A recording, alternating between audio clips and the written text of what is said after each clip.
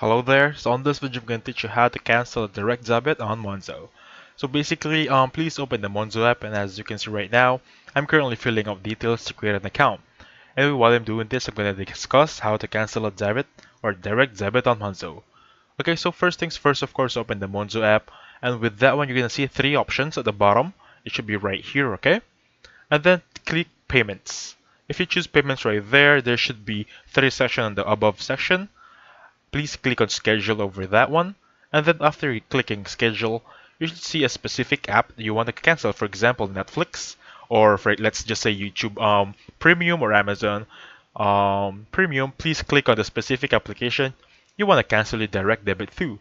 For example, Netflix. Click on Netflix, and then under that one, you're gonna have this option to specific, or rather edit a specific transaction. Just click on direct debit.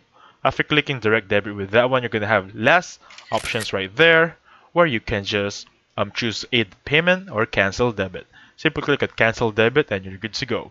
You've just canceled a direct debit on Monzo. So thank you so much for watching. Please hit the like button and subscribe. I'll catch you guys on the next one, okay? Goodbye for now.